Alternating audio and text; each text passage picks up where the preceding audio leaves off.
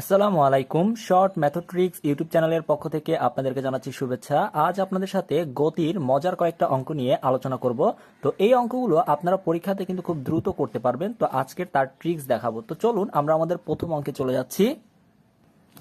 প্রথম অঙ্কটিতে বলা হয়েছে এক ব্যক্তি তার বাড়ি থেকে 8টায় যাত্রা শুরু করে 2 কিলোমিটার পার ঘন্টা বেগে হাঁটলো এবং 45 মিনিট দেরিতে সে অফিসে পৌঁছালো। পরবর্তী দিন সে একই সময়ে যাত্রা শুরু করে 4 কিলোমিটার পার ঘন্টা বেগে হাঁটলো এবং 15 মিনিট আগে অফিসে পৌঁছালো।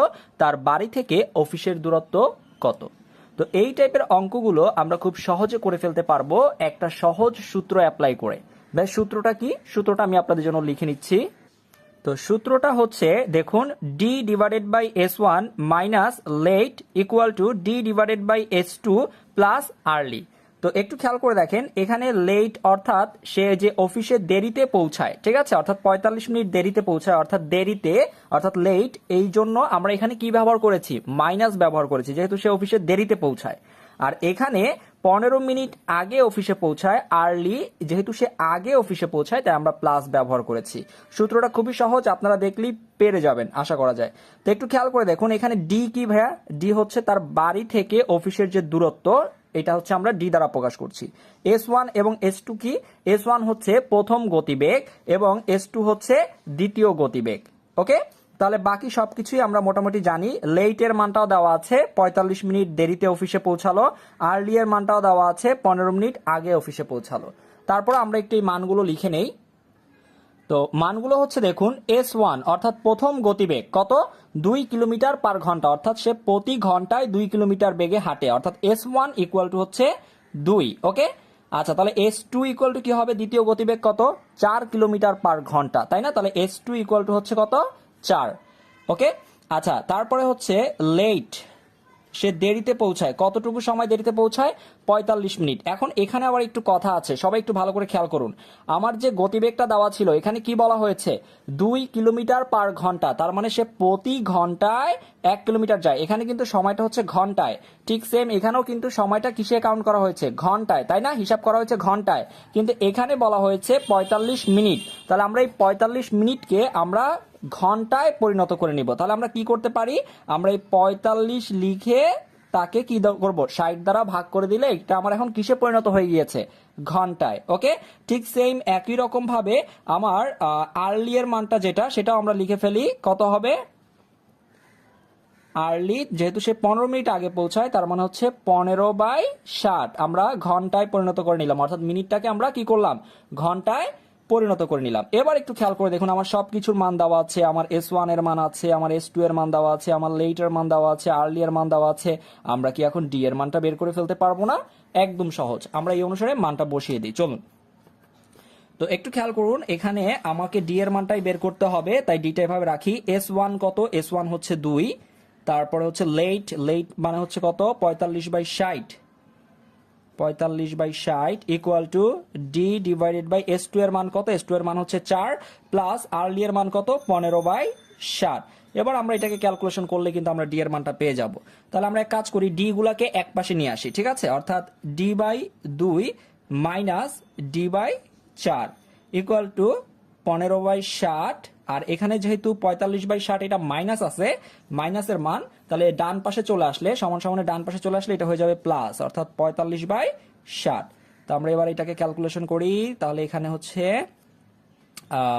2D আর এখানে হচ্ছে ডি ইকুয়াল টু হচ্ছে 60 15 যোগ 45, তাই না?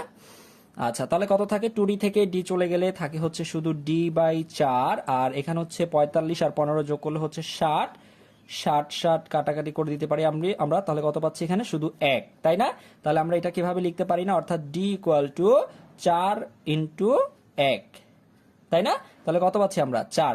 তাহলে এই যে তার বাড়ি থেকে অফিসের দূরত্ব আমরা কিন্তু পেয়ে গেলাম। তার বাড়ি থেকে অফিসের দূরত্ব কত? 4 কিলোমিটার। তার মানে আমাদের সঠিক উত্তর কোনটা? অপশন খ নাম্বারটা, অর্থাৎ 4 কিলোমিটার। আমরা সবাই কি বুঝতে পেরেছি কিনা একটু কমেন্ট করে জানাই। ওকে, আমরা তাহলে এর পরের অঙ্কে চলে যাব। তো ভিউয়ার্স, এবার চলুন আমরা আমাদের দ্বিতীয় অঙ্কটি দেখি কি বলেছে। এক ব্যক্তি তার বাড়ি থেকে সকাল 8টায় যাত্রা শুরু করে 3 কিলোমিটার/ঘন্টায় বেগে হাঁটলো এবং 20 মিনিটে দেরিতে অফিসে পৌঁছালো। পরবর্তী দিনে সে একই সময়ে যাত্রা শুরু করে 5 কিলোমিটার/ঘন্টা বেগে হাঁটলো এবং 40 মিনিট আগে অফিসে পৌঁছালো। তার বাড়ি থেকে অফিসের দূরত্ব কত? তাহলে আমরা খুব সহজেই বের করে ফেলতে পারবো না? আমাদের সূত্রটা কি ছিল মনে আছে? সূত্রটা ছিল d/s1 minus late equal to d/s2 plus early. তো এখানে আমরা কি কি মানগুলো আমাদের দরকার? আমাদের মান হচ্ছে s1 দরকার, তাই না? তাহলে s1 এর মান কত বলেন তো? 3 কিলোমিটার/ঘন্টা, তাই না? তার মানে হচ্ছে s1 সমান হচ্ছে কত? 3। তাহলে s2 সমান কত? s2 সমান হচ্ছে 5 কিলোমিটার/ঘন্টা, তার মানে হচ্ছে 5, তাই না? s2 সমান হচ্ছে 5। তাহলে লেট কত হবে? লেট অর্থাৎ কতটুকু সে দেরিতে পৌঁছায়? দেরিতে পৌঁছায় হচ্ছে 20 মিনিট দেরিতে পৌঁছায়, অর্থাৎ তার 20 মিনিট দেরি হয়, তাই না?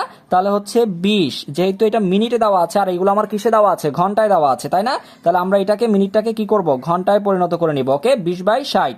একই রকম ভাবে আর্লি কত হবে? আর্লি কত হবে অর্থাৎ সে কতটুকু আগে পৌঁছায় বা দ্রুত পৌঁছায়? এখন 40 মিনিট, তাই না? তাহলে 40/60। এটুকু আমরা বুঝতে পেরেছি মানগুলো। এবার জাস্ট আমরা মানগুলো বসিয়ে দিব। ওকে, আচ্ছা একটু খেয়াল করে দেখেন তাহলে কত হবে। আমার ডি এর মান বের করতে হবে। s1 এর মান কত? s1 এর মান হচ্ছে 3 মাইনাস লেট কত অর্থাৎ 20/60, তাই না? আচ্ছা ডি ডিভাইডেড বাই s2 কত? s2 এর মান হচ্ছে 5 প্লাস আর্লি কত? আর্লি এর মান হচ্ছে হবে 40/60।